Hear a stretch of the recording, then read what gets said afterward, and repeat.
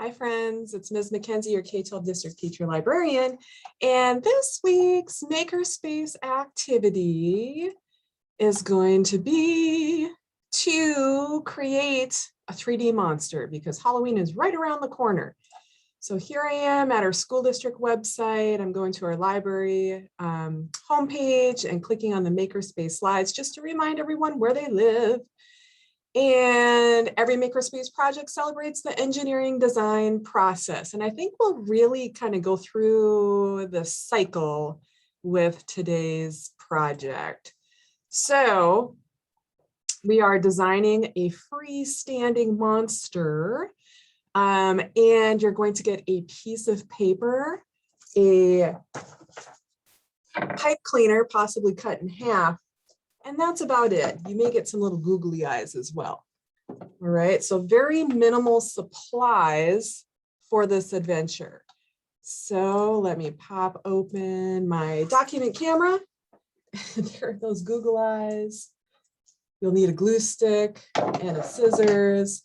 I always love to remind people that you don't need a lot of space for Makerspace activities. This is the funky, dirty corner of my desk that's only a foot by foot in size, and that's all right. We still make it happen.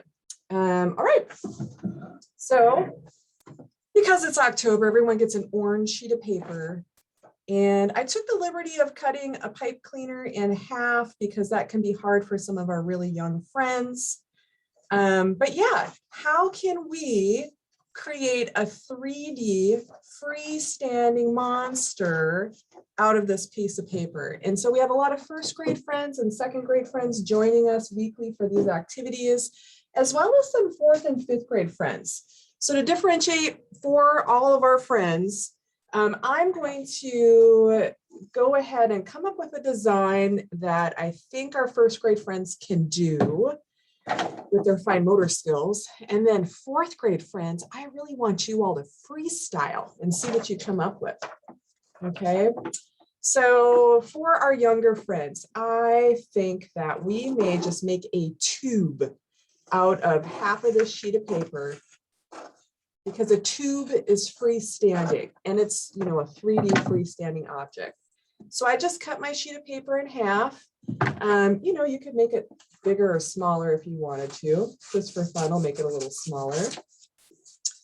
And then we can just roll it into a tube and glue it. And we have a freestanding body of sorts, okay? I'm gonna even cut mine down just a little bit. Don't have to though, okay? So then let me just slap some glue on this. Get it rolled up. Okay, so I put glue on there and I'm going to roll it and hold it. You're going to need to hold this for a little bit while that glue dries. Okay.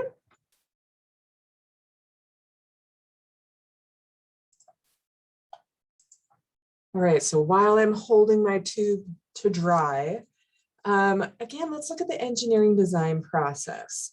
So in the very beginning phases, when you have a challenge or a project, you can ask questions like, what can we do with paper? How can we turn this flat sheet of paper into a 3D object? How can we make this flat sheet of paper into a monster body that's actually going to stand on its own? Okay, and then you can come up with, in the imagine phase, you can draft or draw multiple ideas. Maybe use some drawings for this part would make a lot of sense. And then in the planning phase, that's where you actually kind of set to work and think about, okay, here are my supplies. Here are some prototype drawings I think might work. What other supplies do I need? Do I need to gather some supplies that aren't in front of me? How big do I want to cut my sheet of paper? We're trying to make a monster, so he should have a body, a head, arms and legs, probably, possibly. Maybe doesn't need all of those things, but that's the planning phase. And then we're in the middle of the creation phase, and I kind of just dove right in, but I wanted to talk you through the engineering design process. And once we create our little monster, then you talk about, Are there any ways that we can improve the monster? What should we do differently next time we try to create a monster out of a flat sheet of paper? Okay, so the engineering design process actually works really well when you have super limited supplies. It forces you to be really creative. Okay, we're back. My tube is pretty much dry, but you saw I had to hold on to it for a little bit of time. So I was thinking that these two things could be his arms. Again, this may be a little challenging for some of our first grade friends, so I'm going to come up with a backup to that. But for our older friends, you should hopefully be able to, if you grip your sheet of paper, you can, because there's a little bit of metal on the tip of this chenille stem or pipe cleaner. I mean, if you have the fine motor skills, you can just poke that little arm inside. Okay, so I poked one arm inside, and I can just, depending on how long I want it, I can push the rest of it inside into the body. So there's one arm. And then I'm going to poke this other arm across. All right. And I think you can possibly cut the chenille stems with your normal classroom scissors. It is a little challenging though. Okay, all right. I cut a body with arms. Maybe he doesn't need legs because he can just sit upright, flat. And then with these arms, you know, they're bendy, so we'll see if we can get him to hold like a pen or something, because why not? All right, so, I mean, what else do we need? We've got some Google eyes. So let me get into working on his face. I'm just going to grab a marker and put his little Google eyes on. Now, these things may be little stickers, but they're really hard to pull off. And again, I'm thinking of our super young friends. It might be easier for you to just glue stick the eyeballs on. Whoop. Dropped an eyeball on the floor. All right. We've got one eye. We've got two eyeballs. And then I may want to give him, ooh, what kind of face? I'm going to give him a little nose like that. And then a rawr. We're going to give him a big smile, maybe with some pointy, fangy, like pumpkin teeth. Rawr, because he's a monster. Okay. I mean, I kind of have a 3D monster that's freestanding. Part of me wants to do something about his head, like give him some ears somehow. Students in class, you are probably not going to have a stapler in front of you, so maybe I shouldn't use that.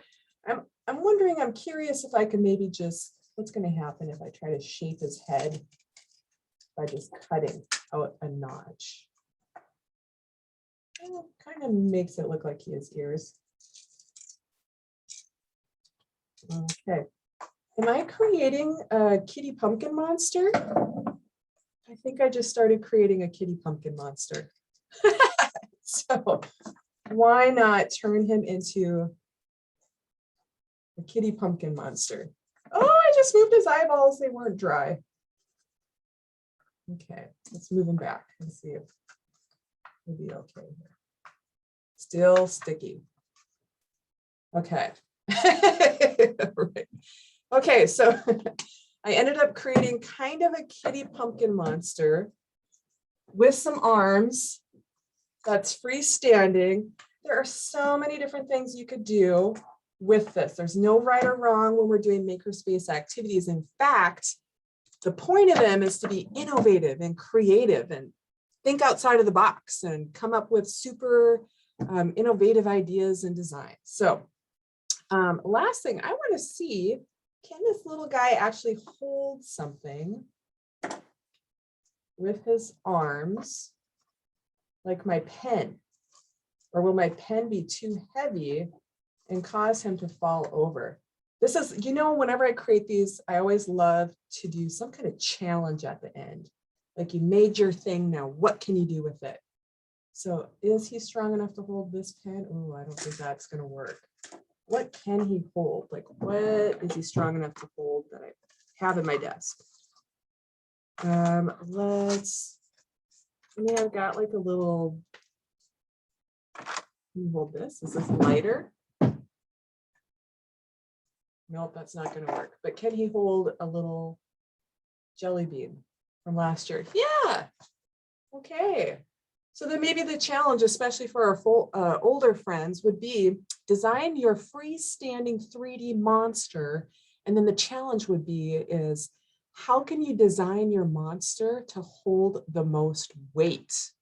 Okay, and like what would you have to do? Do you have to reinforce the bottom? How could you reinforce the bottom with all the extra supplies you have so that his little arms can hold something stronger than just, you know, my little piece of paper?